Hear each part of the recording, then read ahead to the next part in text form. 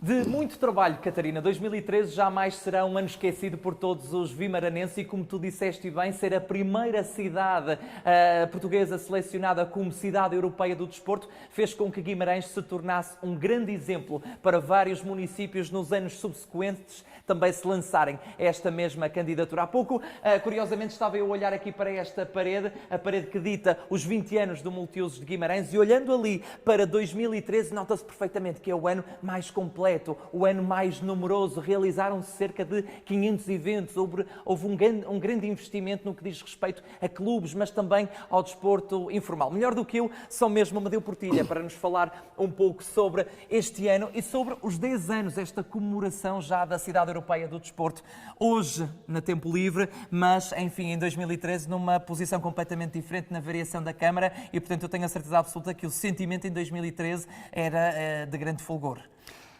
Boa tarde, Francisco. Era de facto um sentimento muito, muito interessante. Foi talvez um dos anos mais bonitos e frenéticos da minha vida, porque de facto, como tu acabaste de referir, foram quase 5 centenas de eventos completamente diferentes, desde o pequeno até aos grandes eventos. Transformámos radicalmente Guimarães ao nível desportivo durante esse ano, com o envolvimento maciço de clubes, instituições, das pessoas, do cidadão comum, o que fez com que, depois do rescaldo da Capital Europeia da Cultura em 2012, Guimarães continuasse a ser uma cidade notável, quer dentro de portas, quer fora de portas, pela capacidade que tinha de acolher não só grandes eventos, mas também de realizar, enfim, coisas do arco da velha, como se costuma dizer aqui no Norte. E, portanto, foi um ano absolutamente excepcional, foi um ano que todos recordamos com muita saudade, e este ano, na comemoração do 10º aniversário, a nossa preocupação fundamental foi, para além de fazer essa viagem ao passado, deixar legado. Ou seja, construir e deixar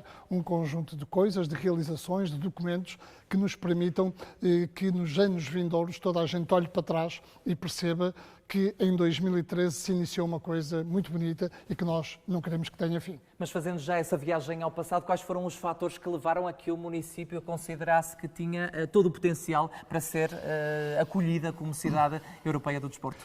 Eu disse agora e repito, na altura sim, estávamos a sair de um processo absolutamente fantástico também para a cidade de Guimarães. Aliás, houve também umas palavras muito interessantes do Amadeu com a preocupação de que 2013 fosse um grande vazio, não é? Depois de 2012 sim, ser não podia, sabes, preenchido. 2012 foi de facto um ano que mudou radicalmente, digamos, o mindset da comunidade vimaranense. Foi um conjunto notável de eventos que nos projetaram em Portugal e no mundo e, portanto, era fundamental que isso não tivesse algum hiato. E, portanto, quando descobrimos que havia esse prémio europeu para as cidades europeias do desporto, candidatamos e, portanto, a ACES Europe teve a oportunidade de nos atribuir esse título, esse estatuto e também, no final do ano, sermos considerados a melhor das 8 cidades europeias do desporto que concorreram em 2012. E, portanto, foi um ano onde, fundamentalmente, o que nós pretendemos foi, para além de acolher grandes eventos internacionais, e fizemos aqui coisas muito interessantes, foi também um ano onde definitivamente colocámos no terreno a semente da importância de ter uma vida ativa e uma vida saudável. Eu penso que isso hoje, 10 anos depois, é bem visível numa comunidade que tem taxas de participação desportiva muito superiores, por exemplo, à média nacional. A semente frutificou em mais clubes, mais modalidades, mais realizações desportivas, mais projetos comunitários e, acima de tudo, mais gente a praticar desporto, que fundamentalmente era aquilo que interessava no fim do dia. Mas afinal, onde é que fica Guimarães depois de uma capital europeia do desporto, mas da cultura, depois de uma cidade europeia do desporto e agora com uma candidatura à capital verde? Verde europeia. Eu acho que Guimarães está onde sempre esteve desde o início da nacionalidade. Uma cidade vibrante, uma cidade que não se conforma, uma cidade que almeja permanentemente novos desafios e novas aventuras. Eu acho que estes são os desafios da contemporaneidade. As cidades não podem ensimismar-se, as cidades não podem ser iguais a todas as outras. E acho que Guimarães tem demonstrado isso ao longo desta longa caminhada, principalmente depois da Revolução de Abril, em que foi instaurado o poder democrático em Portugal, que através da sua administração pública tem conseguido captar para Guimarães uma notoriedade que é útil para atrair pessoas, mas fundamentalmente é útil e é importante para dar qualidade de vida aos nossos municípios, que é aquilo que mais nos importa. O mais interessante deste processo, e em Guimarães é o caso concreto, porque eu acho que sofremos e bem desta positividade bairrista, é que as pessoas, ao verem Guimarães sendo categorizada com este título, as pessoas envolvem-se. Sim, há de facto aqui um envolvimento que é muito próprio também de Guimarães.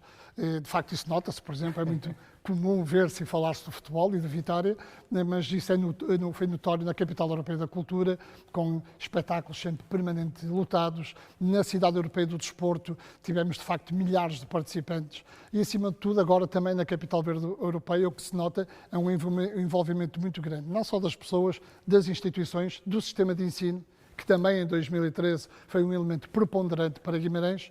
Portanto, é como tu dizes, há uma característica dominante desta terra, talvez herdada do nosso fundador Afonso Henriques, mas esta vontade de fazer sempre diferente e de fazer melhor. E as expectativas após 10 anos foram superadas? Continuam altas, meu caro Francisco. Guimarães não se conforma. Guimarães é uma cidade que tem mostrado ao longo dos anos que procura coisas inovadoras, procura ser uma cidade criativa. Portanto, o legado é importante. Sabemos que a semente que ficou também é igualmente importante. Agora cabe aos que vêm a seguir, às gerações vindouras, prosseguir este caminho da afirmação de Guimarães como uma cidade diferente e uma cidade diferenciadora. Muito bem, Amadeu, muitíssimo obrigado. Numa daquelas televisões conseguimos ver uma das medidas comemorativas destes 10 anos da Cidade Europeia do Desporto. A apresentação do podcast Memórias do Futuro está a cargo da Andreia Barradas, que nos vai agora acompanhar e falar um bocadinho, portanto, como é que foi embarcar nesta viagem desde janeiro, julgo eu. Sim, é verdade. Já há um ano que o programa está no ar. Ele pode ser visto em todas as plataformas habituais dos podcasts, inclusive até no site da Tempo Livre, também podem sempre aceder. No fundo, o Memória do Futuro é um podcast, mas mais do que isso é um legado que a Tempo Livre deixa à cidade de Guimarães. Até porque a ideia surge no programa comemorativo dos 10 anos de Guimarães, Cidade Europeia do Desporto. E, na verdade, através de todas as histórias dos convidados que vamos recebendo, acaba por ser uma oportunidade de todas as pessoas poderem conhecer um bocadinho a história do desporto de Guimarães pelos protagonistas. E quem são eles? Que convidados é que recebem este podcast? Desde atletas a pessoas que já tiveram cargos de relevância em alguns clubes, como o Vitória Sport Clube e outros na cidade de Guimarães, ou o Chic Handball, presidentes de Câmara, por exemplo, todas as pessoas com alguma legitimidade para falar da história, não é, do desporto na cidade de Guimarães. A ideia é continuarmos, portanto, já abraçámos diferentes gerações.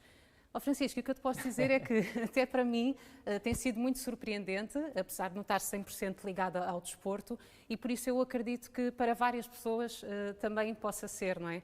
Porque falar de desporto é também falar de cultura, é falar daquilo que as pessoas fazem, não é? E são capazes de fazer, até que ponto somos capazes de potenciar também, não é? André, e enquanto apresentadora, que eu acho que é sempre é um lugar bonito, porque é um lugar de aprendizagem, ouvir... É isso que eu sinto lá, totalmente. Ouvir as histórias que são partilhadas. Algum instante que tenha tocado particularmente?